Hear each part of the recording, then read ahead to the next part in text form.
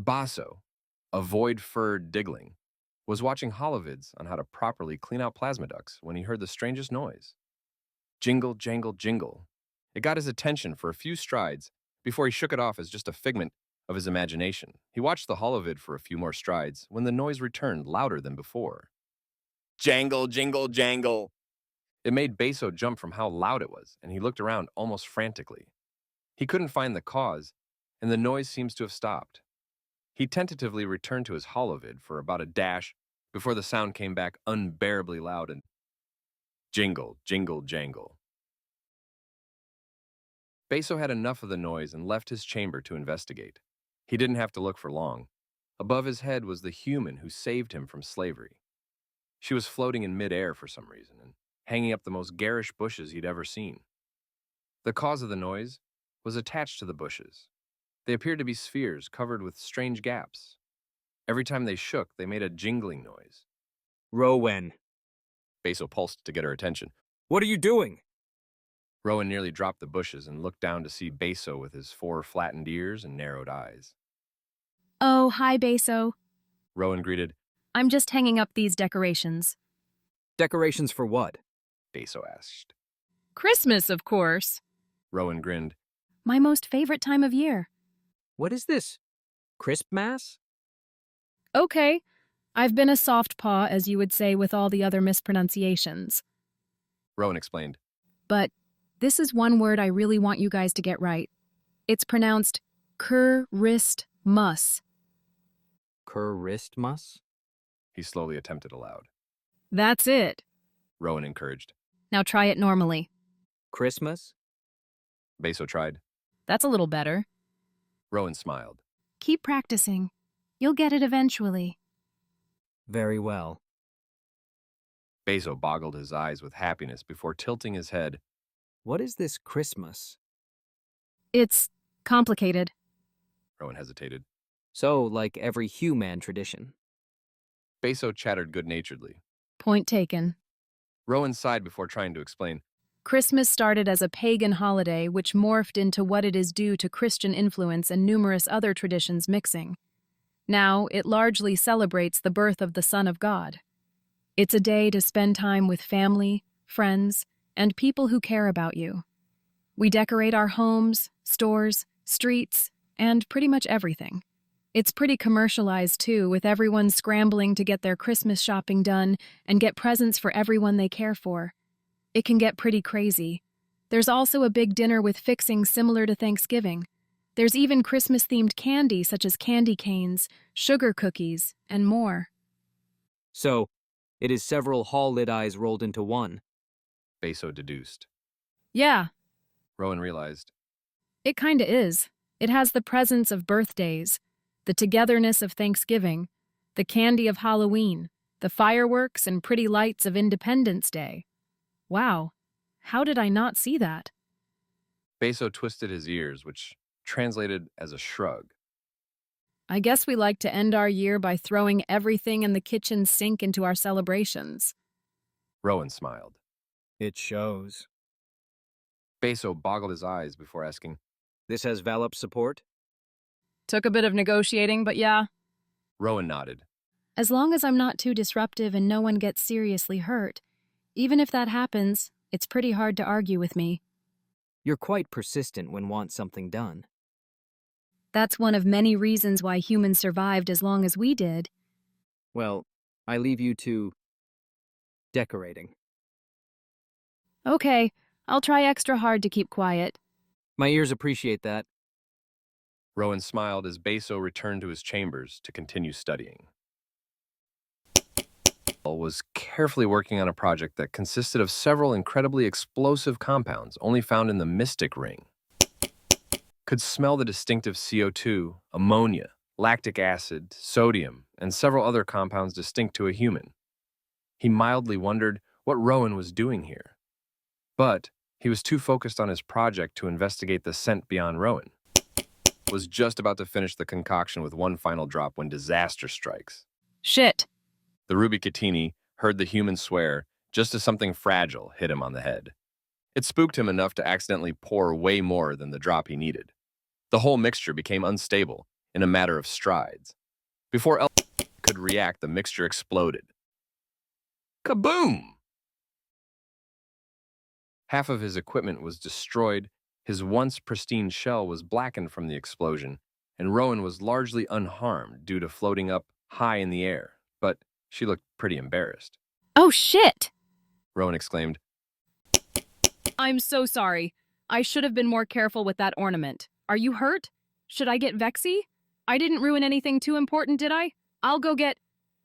It's all right, Ro, when clicked as his chitinous plates hissed. you only destroyed 2 moons of work. Geez, I'm so sorry. Rowen apologized. Is there any way I can make it up to you? Placed the ruined mixture and equipment into a disintegrator with a plate-hissing sigh before answering, You can start by explaining what in the name of you're doing? I'm just hanging up decorations for Christmas. What's a Christmas? It's pronounced Christmas, and it's the biggest holiday we celebrate. Rowen explained, It celebrates the birth of the Son of our God, and it's a time to spend with those you cherish. There will be decorations, presents, and all kinds of food. It sounds interesting, but can you decorate a bit more carefully around fragile projects? advised. I will. Rowen nodded, Sorry about your project. It's fine. clicked. I should be back to where I was in a few Cathurals if I just go back through my hollow notes. All right. Rowen sighed with relief. See you when I finish decorating. Just nodded the shortest of his 4 antennae. Joram was busy training the youngest of the Bloodless twins to run in both the common stances. It was proving difficult as poor Boire had 4 left paws when on forepaw. It only got worse when Rowen showed up to decorate the training chambers. Leopex kept slipping on the ornaments Rowen left lying around. They were distracted by the jingling. The bright colors didn't help either. It was when Rowen accidentally sent one of those long bushes falling onto Boire that Joram roared at Rowen to get her attention. The human almost lost control of whatever is keeping her aloft. What in the name of llǃtože are you doing? Joram hissed angrily. Can't you see we're all training here? Rowen was beginning to feel like a broken record when she apologized. I'm really sorry about that. I'm just decorating for Christmas. What does this ritual entail? Joram nearly demanded. It's a day where we all get together, give gifts, have a big dinner, and celebrate the birth of the Son of our God. It's a very important holiday to my people. Joram growled to himself before responding. Fine, just keep those balls and bushes off the fracking ground. Gotcha. Rowen smiled. I've been meaning to try having my nanomachines carry multiple objects. Nanomachines? Joram asked. Is that how you're flying? Yeah. Rowen answered. How else do you think we traveled in our celestial cities? I just don't use it very often because I'm so clumsy with it. It shows. Joram giggled. Rowen just rolled her eyes as she sent the nanomachines to get the decorations off the ground. Valop has been getting complaints left and right about floating objects causing chaos on the Val Pok. The poor Diglings won't come out of the leap drive chamber. Even the Vulpin crew is getting nervous. He decided to get to the bottom of the floating objects by starting with the only other unusual thing on this vessel. Rowen, Valop demanded. what in the name of Kitoshi is going on here? I'm just hanging up decorations like you said I could. Rowen explained. Yes, I did tell you that you can decorate the vessel. Valop almost growled. I did not say you could cause chaos on my ship by making the decorations float everywhere. I was distracting people, hurting people, and ruining projects. Rowen explained. So I figured the fastest way to get it done would be to use my nanomachines to hang them all up. Valop sighed through his nose in frustration and pondered for a dash or two. He came to a decision that may interrupt everyone's schedules, but it will get this senseless decorating done much faster. Stop your nanites. Valop ordered. I will make an announcement. Okay, Rowen shrugged. I'll have them put everything down gently. Some of these are very fragile. The decorations, they stopped dead in the air and slowly sank onto wherever they happened to be floating above. Valop sat down on his command chair and pressed a button that made a droning noise to get everyone's attention, and pressed another button that activated the ship-wide speakers. Gentle beings, Valop spoke aloud. As you may have heard, this moon is a time of great celebration for the humans. They call it Christmas. It appears to be a time for humans to come together to celebrate the birth of the son of a deity they worship. As per the religious reconciliation, we must respect this tradition and participate if we must. All paws will aid Rowen in finishing her decorations and participating in these festivities. We are here to learn about the humans, after all, and now is the perfect opportunity to learn about this important tradition from the only unenthralled human we have on this vessel. Allow her to practice these traditions no matter what disasters they may bring. Human traditions may be strange, confusing, and occasionally terrifying. But these are the humans' traditions, and we must respect them. Valop pressed a button that deactivated the ship-wide speakers. He turned to Rowen, who looked ready to cry. Valop knew those tears to be of happiness and couldn't help curling his ears. You are welcome. Valop pulsed happily. Rowen couldn't help herself. She ran up to Valop and gave him a huge hug that came close to breaking his ribs. Thank you. Rowen cried. Thank you. Thank you so much. Rowen. Valop's psi aura sputtered. I could never get this done without you. Rowen grinned.